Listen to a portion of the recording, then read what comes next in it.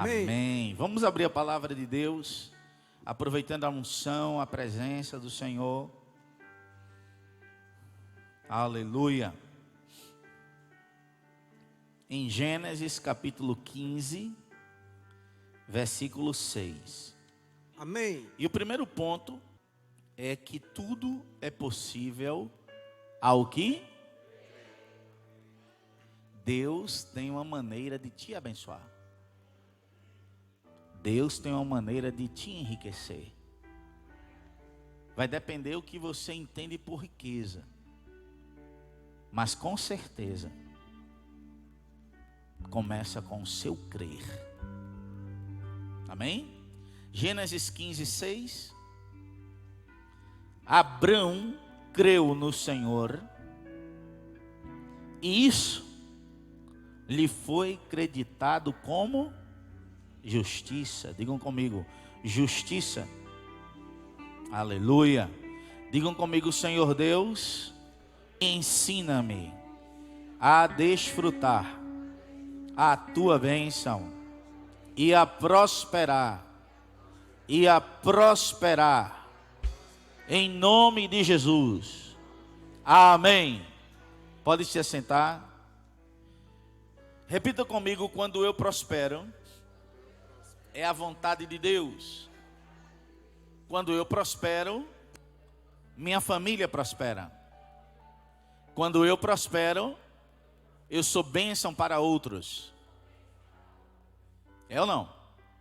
Diga: quando eu prospero para a glória de Deus. Diga: quando eu prospero, o reino é abençoado. É ou não? Eu creio que todos aqui são fiéis, com certeza. Quando você prospera, o reino é abençoado. Amém? Deus quer prosperar o seu povo.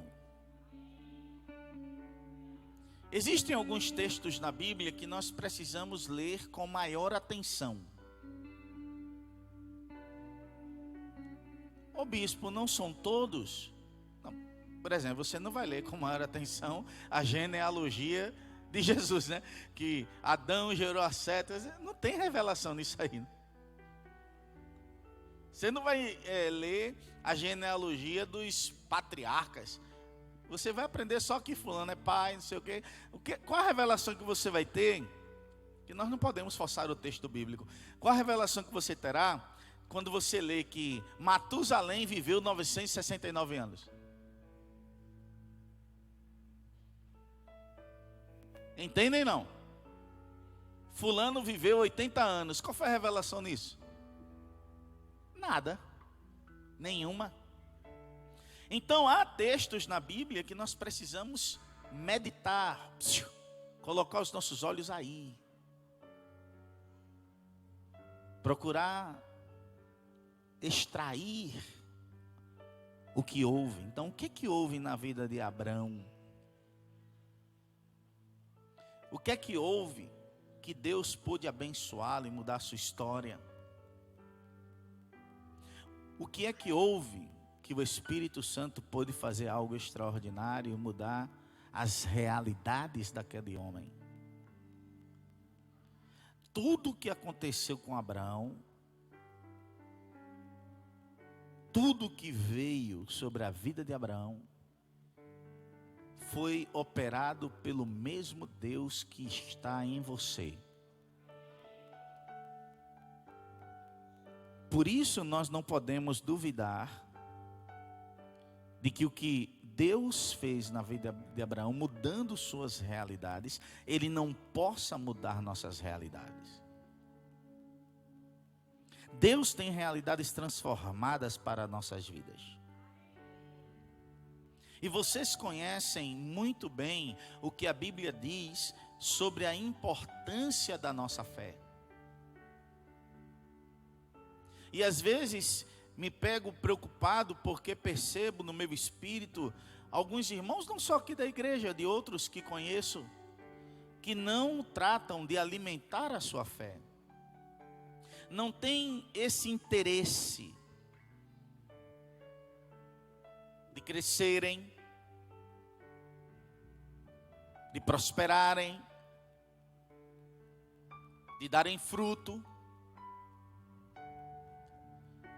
Não regam a sua vida.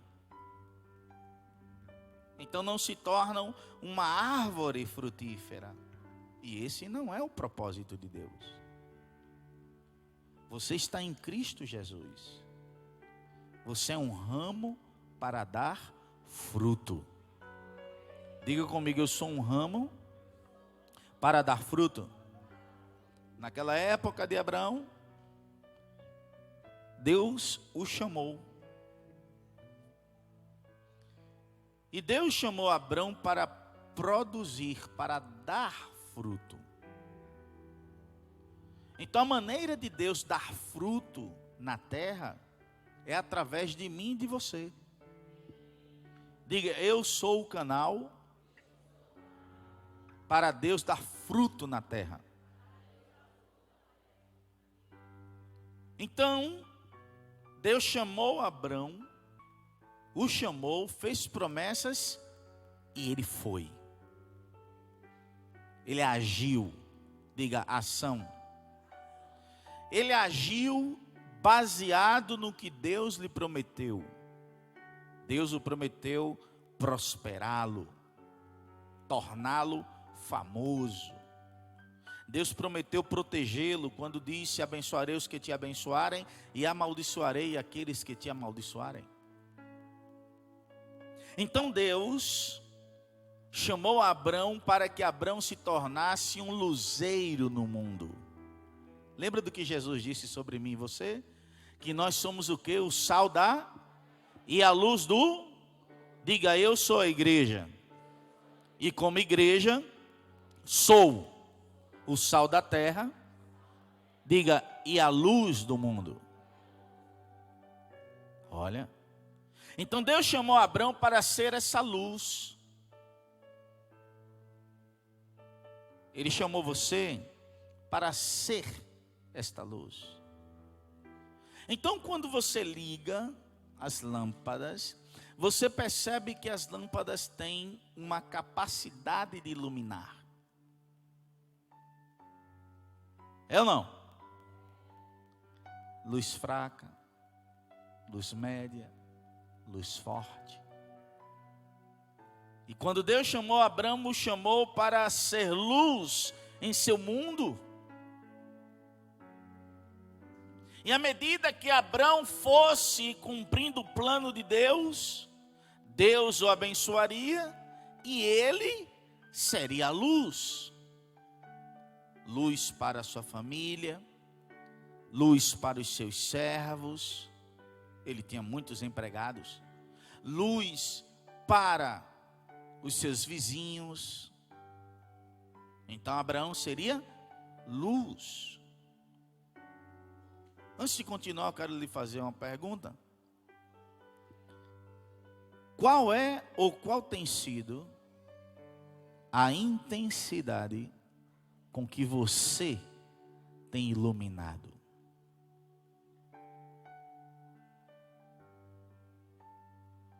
Qual tem sido a intensidade que você tem iluminado?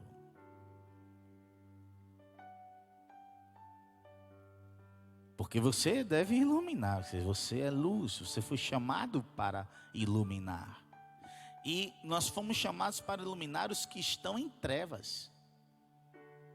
Nós estivemos em trevas.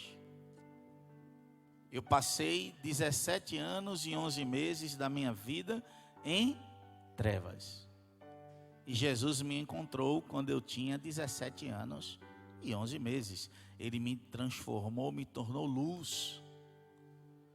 Nós às vezes nos preocupamos apenas com o produzir luz, mas precisamos também ter a intenção de estarmos prontos para iluminar com intensidade. Você sabe que existe na lâmpada uma vida útil, tempo de vida útil. Por isso que de vez em quando você tem que trocar as lâmpadas na sua casa. Por quê? Porque ela queimou. E a lâmpada queima por quê? Porque ela perde a capacidade de brilhar. E nós também podemos ser como uma lâmpada apagada. Também alguns vivem como uma lâmpada queimada. Interessante que na lâmpada, quando ela queima, quem aqui tem acesso ou já trocou lâmpada na sua casa, teve a intenção de olhar por que queimou, ou pelo menos de saber o que acontece quando queima, você vai perceber que tem tipo uma molinha ali dentro, e ela, quando queimou, ela partiu. Digam comigo, perdeu a conexão. Digam comigo, perdeu os laços. Essa lâmpada que quebrou-se aquela molinha, ela agora não pode mais iluminar. Qual é a diferença de uma lâmpada apagada para uma lâmpada queimada? Vou pedir para a irmã Inês apagar as lâmpadas, por favor. O Evelyn, pode apagar? Pronto. Apaga. Isso. Apaga. Lâmpadas, digam comigo, lâmpadas apagadas. Torne a ligar.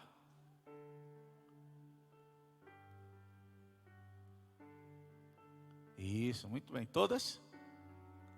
Muito bem. Então, lâmpadas apagadas são lâmpadas em que a capacidade nelas não está produzindo. Então é necessário conectar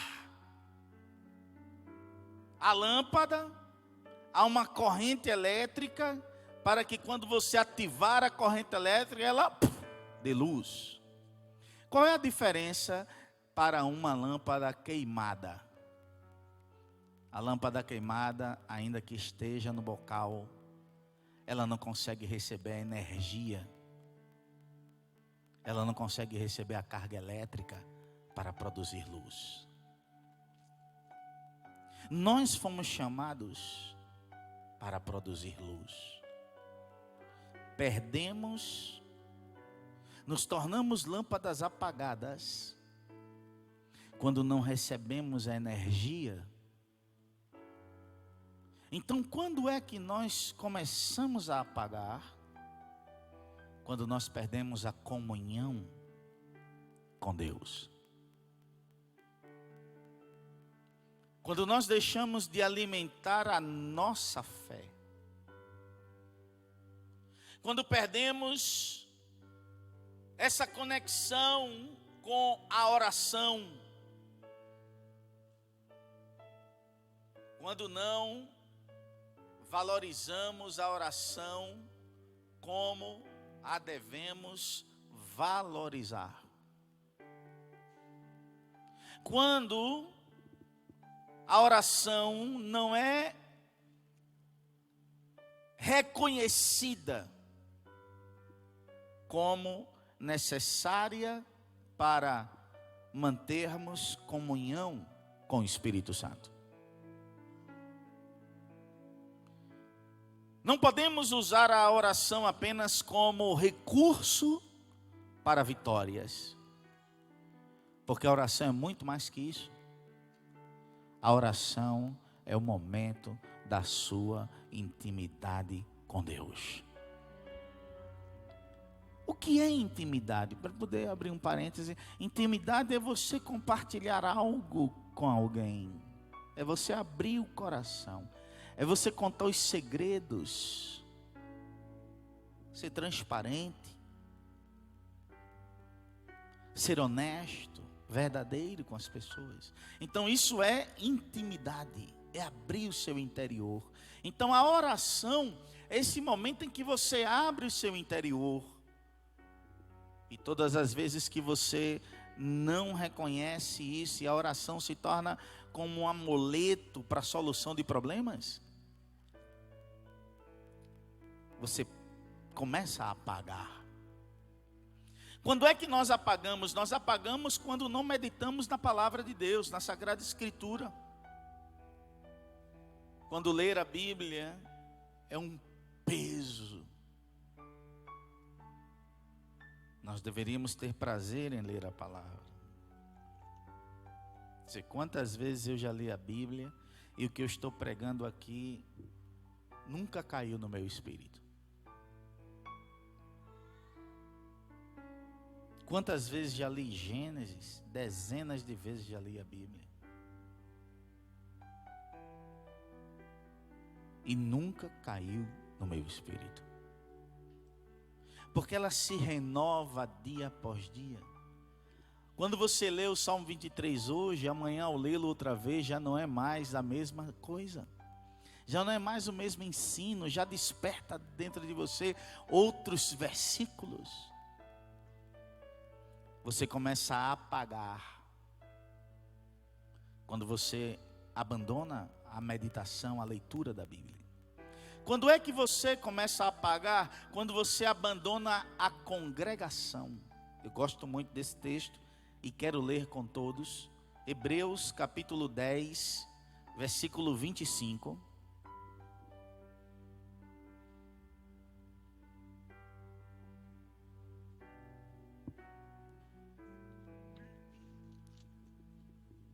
Diz assim a palavra: não deixemos de congregar-nos.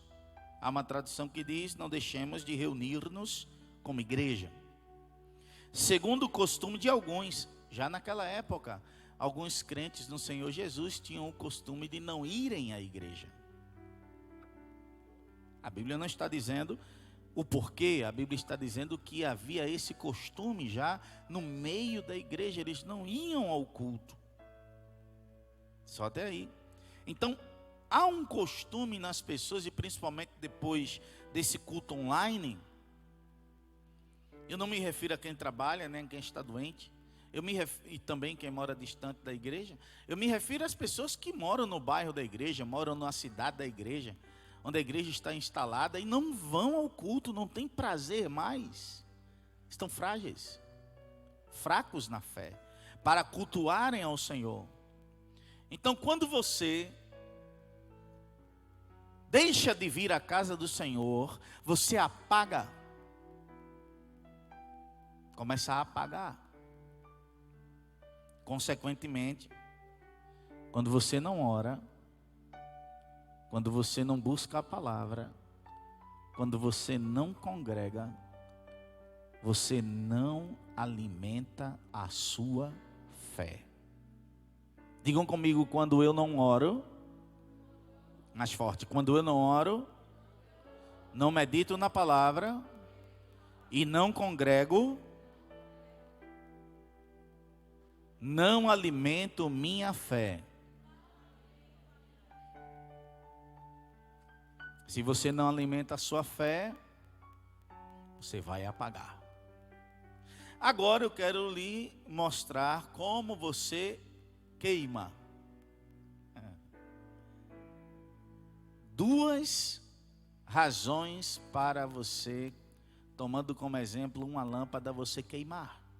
Primeira, quando por um período longo de tempo você deixa de orar, ler a Bíblia e congregar. Muita gente diz assim: esfriou, lembra disso? Ah, fulano não está indo mais aos cultos porque esfriou. Na verdade, fulano perdeu o fogo. E quando a lâmpada ela é, digamos, incendiada, né? Ela é ligada, ela aquece. Quem aqui já tocou em uma lâmpada para ela estar fria, depois de ligada? Quando você liga a lâmpada, ela vai aquecer, porque existe uma produção ali, uma liberação de energia. Primeiro, quando você vai queimar. Eu queimarei se eu deixar a oração, deixar a palavra e deixar de congregar. Segundo, você queima e você se torna uma lâmpada queimada, desconectada da comunhão com o Espírito Santo, quando você peca. A Bíblia diz em Romanos capítulo 6, versículo 23, vamos ler a palavra. Romanos 6, 23. Diz assim: o salário do pecado é a... Digam comigo, o salário do pecado é a morte. É a morte. Uma coisa que eu tenho aprendido com o Espírito Santo, é algo muito interessante e importante para a nossa vida. Nós não temos o direito de imputarmos pecados sobre as pessoas.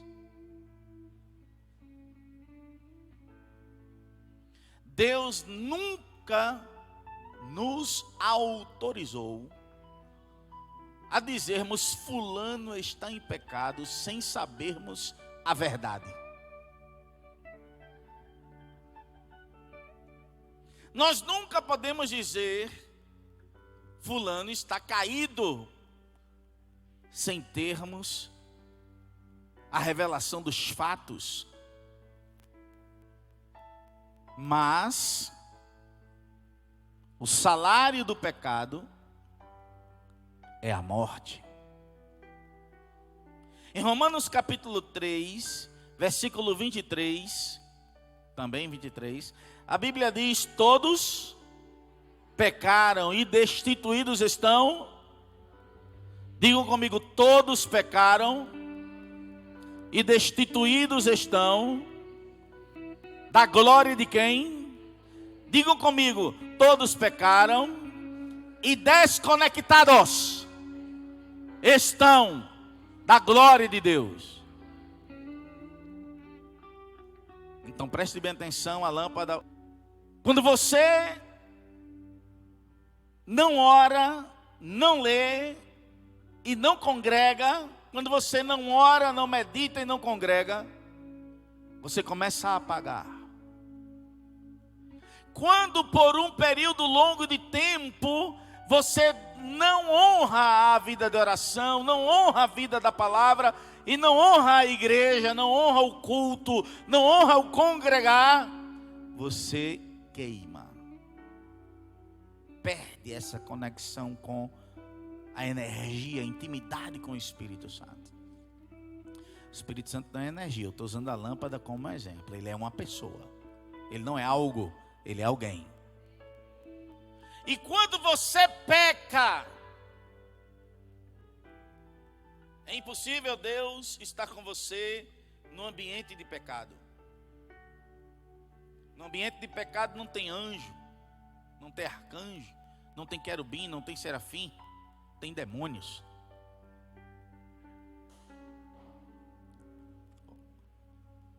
Está vencido? Em nome de Jesus. No ambiente de pecado não tem bênção, tem derrota, tem maldição. Então não adianta você querer que Deus abençoe suas decisões de pecado. E eu lhes digo algo muito interessante, porque como você pode se propor a pecar e dizer, Deus sabe? Eu já disse aqui a todos, Deus sabe quando alguém peca, que esse alguém está em pecado. Por exemplo, está olhando no celular no culto. Isso é bênção ou pecado? Aí estava no Facebook, mas como o pastor falou aí, põe na Bíblia. É bênção você dormir com o Facebook nos olhos ou com a palavra? Mas muita gente dorme com o Facebook. Está lá no Facebook, é o sonífero. Tem gente que já quebrou o aparelho de celular, porque o aparelho caiu no chão que dormiu, rapaz. É impressionante. Então, preste bem atenção, porque nós podemos viver uma vida tanto incendiada, é porque a palavra em espanhol é encendida, é aquilo que ateia fogo. Então, um incêndio, vivermos um incêndio espiritual, mas também podemos apagar espiritualmente e também podemos queimar, perder a conexão. Quando Deus chamou Abrão, Abrão tomou uma decisão tremenda e poderosa. Digam comigo, andar com Deus. Digam mais uma vez, andar com Deus. Mais forte, andar com Deus.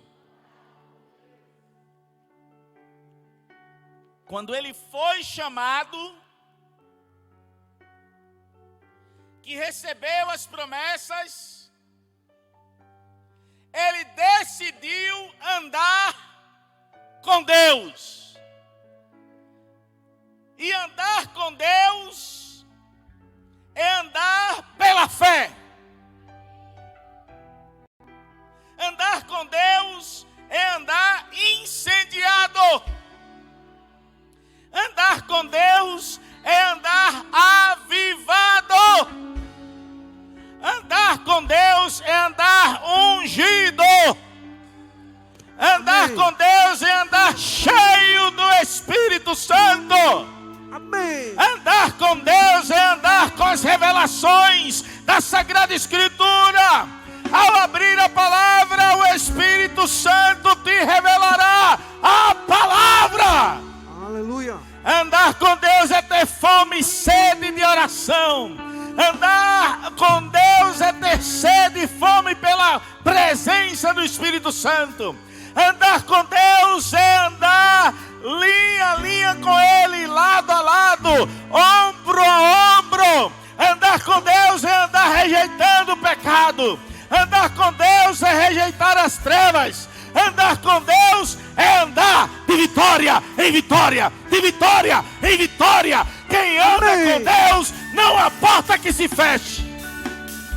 Aleluia. A Bíblia diz: Abraão creu em Deus. Primeira coisa que Deus lhe fez foi chamá-lo. Segundo foi prometer. O terceiro acontecimento entre Abraão e Deus foi que Abraão partiu pela fé. Quarto acontecimento, Deus mudou as realidades de Abraão quando começou a mudar o seu nome. Abraão significa pai elevado. Abraão, pai de multidões.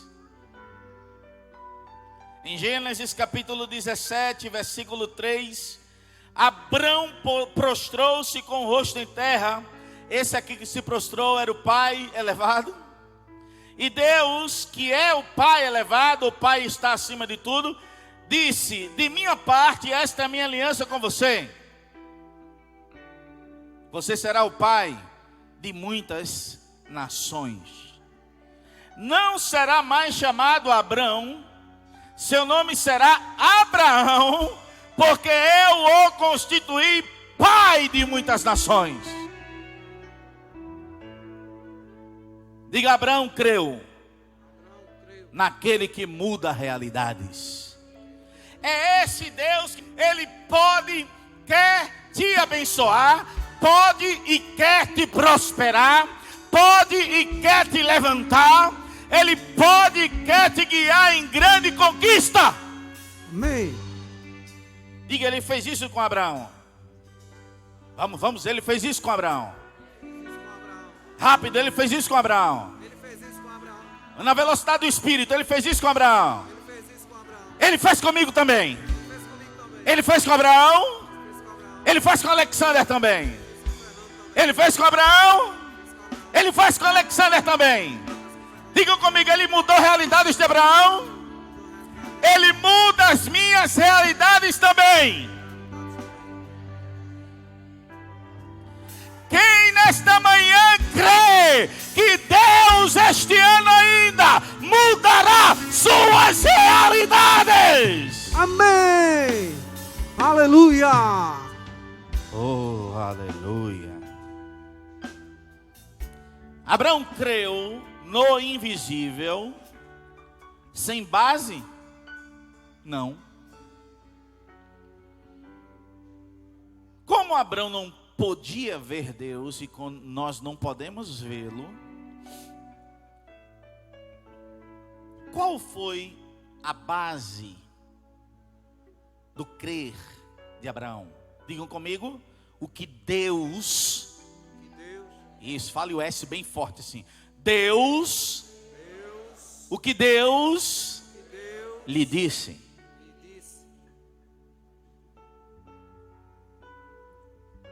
Eu quero lhe dizer que o que Deus lhe disse é o que vai mudar as tuas realidades. Amém. Digam comigo, eu não preciso ver. Diga, apenas crer.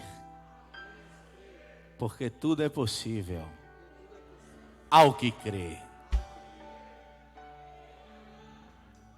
Você não precisa ver.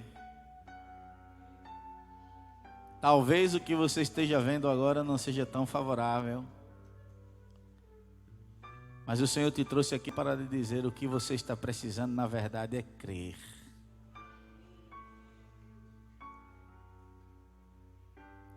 Você está precisando crer.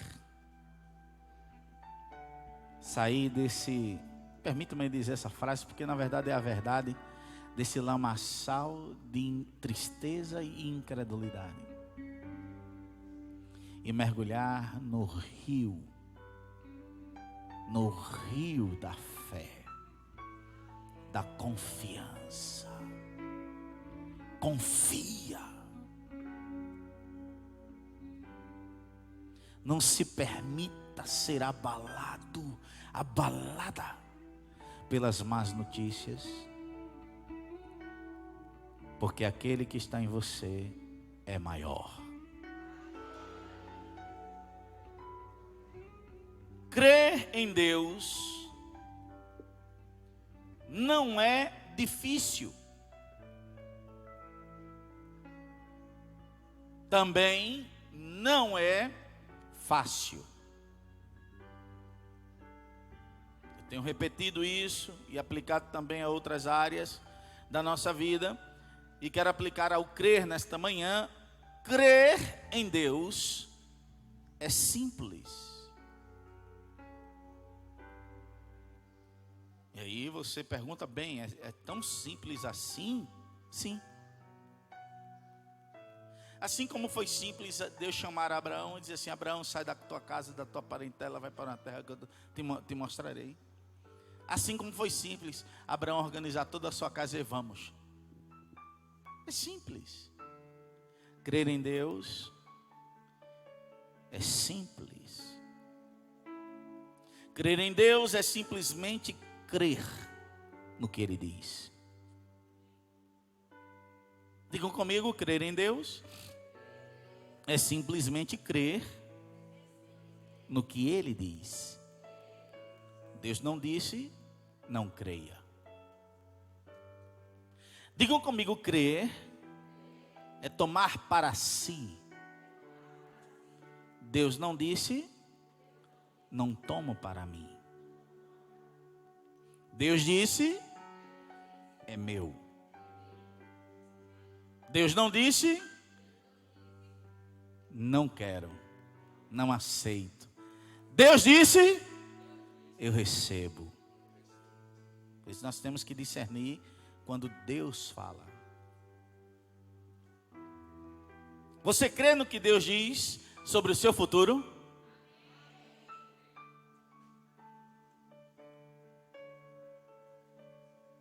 Será grande.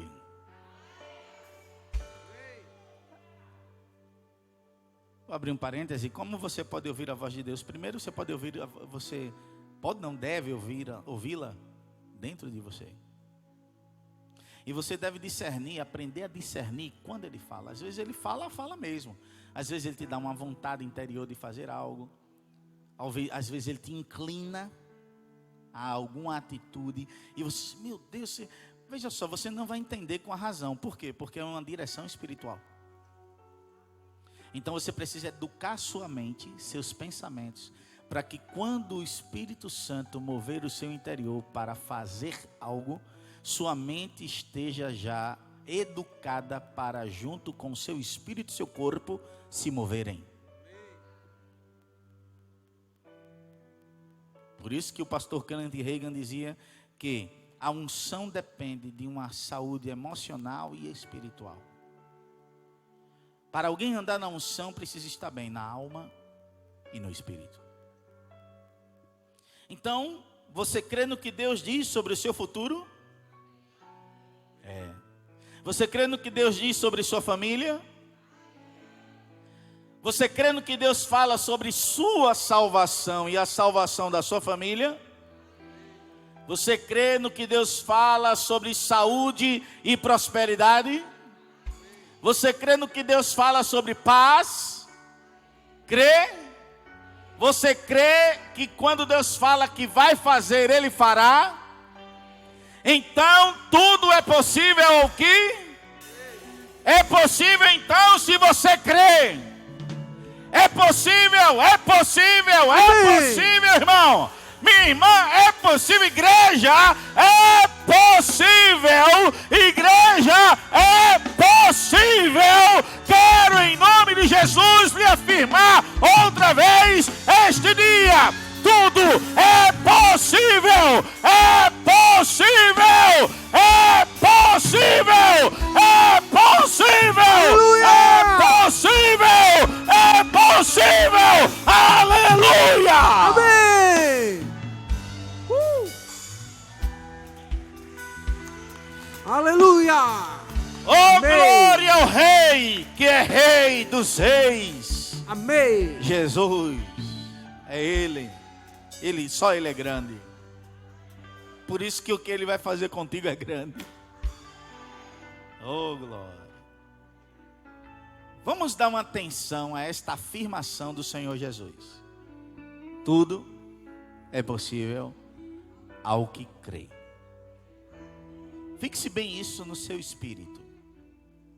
E deixe essa frase governar seus pensamentos. Vamos repetir, digam comigo, devo fixar o que Jesus disse no meu espírito. Coloque Marcos 9:23. Diga, devo fixar Marcos 9:23 no meu espírito. E devo permitir que esta frase de Jesus governe meus pensamentos. Ora, se o que Jesus disse em Marcos 9:23 governar o seu pensamento, quem estará governando o seu pensamento? Digam comigo, a palavra de Deus. Pensamentos governados pela palavra são pensamentos governados pelo Espírito Santo. E onde há pensamentos governados pela palavra e pensamentos governados pelo Espírito Santo, aí há saúde, paz, alegria, unção, poder, glória, autoridade, liberdade, libertação, transformação, ouro, prata, riqueza, abundância, salvação da tua família. Aleluia. No dia em que tua alma é governada pela palavra e pelo Espírito Santo, tua história começa a ser transformada. Amém! Aleluia! Tua história não terminará assim. Tua história terminará como Deus te disse. Amém! O grande problema da igreja é enfrentar esse adversário que contundente golpeia a nossa alma. Satanás golpeia a nossa alma diuturnamente. Ele golpeia você de manhã ao acordar, ele golpeia você durante o dia, ele golpeia você durante a noite, golpeia ao dormir. Tem gente sendo golpeada pelo diabo até sonhando. Mas igreja, nós temos que golpeá-lo. E o golpe que damos em Satanás é com a espada do Espírito, Amém. que é a poderosa palavra de Deus. Aleluia. Aleluia. Amém. Hoje é dia de dar o golpe em Satanás. Amém. Então, para começar a encerrar, Deus estabelece que tudo, absolutamente tudo, é possível de uma única maneira: pelo crer. Vamos olhar mais uma vez para esse versículo, porque isso não é interessante, é a nossa vida. Se podes, disse Jesus, leiam.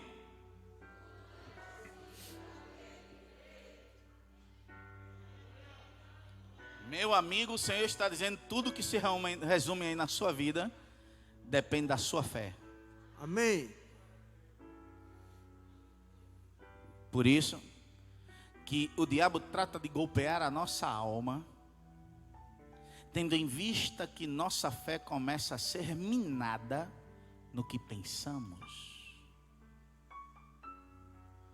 Um só pensamento de derrota pode eliminar uma promessa. Misericórdia. Um só pensamento de derrota pode arruinar tua vida de fé. Por isso que nós precisamos aprender a dar golpes no mundo espiritual. E Abraão aprendeu isso. Diga comigo: eu preciso aprender a golpear o mundo espiritual. Preciso aprender a golpear o mundo espiritual. Abraão aprendeu isto, diga. Abraão aprendeu isto. Exatamente. Em Romanos capítulo 4, versículo 17, a Bíblia diz assim: como está escrito, eu o constituí pai de muitas nações. Ele é nosso pai aos olhos de Deus, em quem creu. Diga: Abraão creu em Deus. O Deus que dá vida aos mortos e chama à existência coisas que não existem como se já existissem. Abraão, contra toda esperança, em esperança creu, tornando-se assim pai de muitas nações, como foi dito a seu respeito. Assim será a sua descendência. Diga: Deus disse. Abraão creu. Sem se enfraquecer, onde? Reconheceu que o seu corpo já estava sem vitalidade, pois já contava cerca de 100 anos de idade, e que também o ventre de Sara já estava sem vigor. Mesmo assim, digam comigo, mesmo assim, não duvidou, nem foi incrédulo em relação à promessa de Deus, mas foi fortalecido em sua fé, dando glória a Deus. Diga comigo: Abraão falava do que cria. Diga: eu falo do que creio. Diga comigo: que sai da minha boca, me denuncia.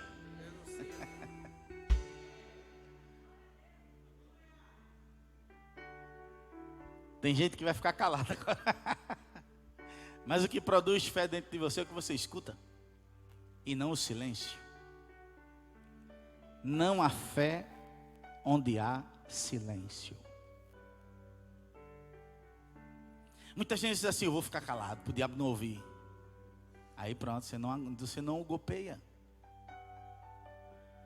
O diabo é golpeado por palavras de fé. Quando o diabo começa a ouvir o que você crê, Se você é alguém que está demorando a crer, porque tem pessoas que demoram a crer, são lentos no crer, na fé, na ação, porque quem crê age. Então, são lentos e o diabo ouve você dizer assim: eu creio. Não precisa nem bradar, eu creio. Não, tem que trabalhar. Eu tenho que trabalhar porque saiu uma palavra da boca dele ou da boca dela que vai me destruir. Então aí vem aquele pensamento: na verdade vai ser difícil. Ou como você vai fazer? Esses pensamentos não é alguém conversando com você. É assim, ó, como é que eu vou fazer? Não é possível. Não vai dar certo. Quando sai da nossa boca, eu creio, você começa a golpeá-lo. Pá. E tem mais, você vai além do inimigo. Você vai no mundo espiritual e começa a construir o seu edifício. Você começa a construir a sua fé. E aí você começa a golpear. Foi isso que Abraão fez. Ele levou em consideração o seu corpo amortecido, o ventre de Sara. Mesmo assim, olha, irmãos, nós estamos diante de problemas às vezes que exaltamos o problema, supervalorizamos o problema, colocamos nosso coração no problema, olhamos diuturnamente para o problema. Abraão não, mesmo assim não duvidou, nem foi incrédulo em relação à promessa de Deus, mas foi fortalecido em sua fé, dando glória a Deus. Versículo 21, estando plenamente convencido de que Deus era poderoso para cumprir o que havia prometido. Aqui está, tua vida será tremendamente abençoada. Tu serás prosperada. Não haverá portas que se fechem diante de ti. Deus te levantará com grande poder e autoridade. Onde tu colocares a tua mão, prosperará, porque Ele é contigo por onde quer que tu andares. Aleluia! Amém. Ele se agrada quando nós falamos o que Ele fala. Amém.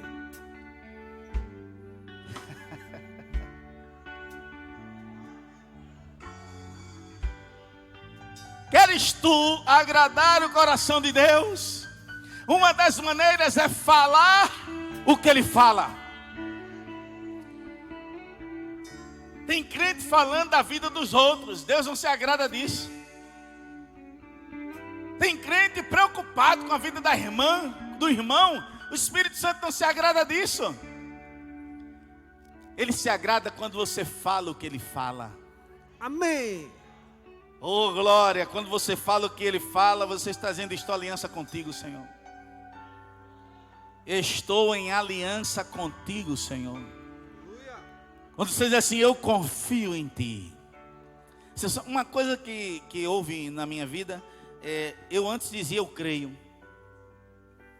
Mas aí você estudando, você vai perceber que a confiança é mais intensa do que o crer. Falar eu creio seria como que algo muito, digamos assim, ainda não profundo. Mas diz assim: eu confio em Ti.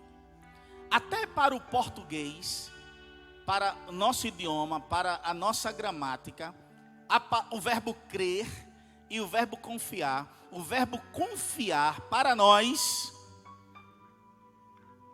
reflete ainda maior profundidade. Embora sejam semelhantes, mas, por exemplo, você crê em fulano, você é algo distante. Mas você confia em fulano, você está falando de intimidade. Então, diferentemente, diga para ele: eu confio em Ti. Se estiver no seu lugar secreto, diga para ele: Espírito Santo, eu te amo, eu confio em Ti. Abraão saiu para um lugar sem saber para onde iria. Deus foi o seu GPS. Abraão creu, mesmo diante da sua humanidade.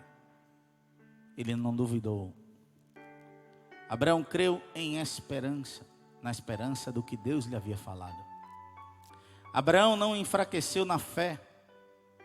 Abraão recebeu forças, porque nunca duvidou, dando glória a Deus. Assim como Deus abençoou Abraão, essa mesma bênção é nossa em Cristo Jesus. O que Deus tem preparado para você é bênção. Não me incomodam os críticos que eu não estou falando aqui teologia da prosperidade, estou falando da Bíblia. E a teologia da prosperidade existe, glória a Deus porque ela existe. E assim como existe erros doutrinários nas demais áreas teológicas, também existe erro doutrinário na teologia da prosperidade. Mas eu creio em um Deus que prospera. Amém. Eu sou uma prova viva disto. Que Ele tira do lixo, Ele tira da vergonha, Ele tira da escassez, e Ele vai cumprindo dia após dia o que promete. Amém. É o que Ele vai fazer comigo e com você nos próximos dias. Amém. Próximos meses. Você não precisa ver para Ele fazer. Diga, eu não preciso ver para Deus fazer. Amém?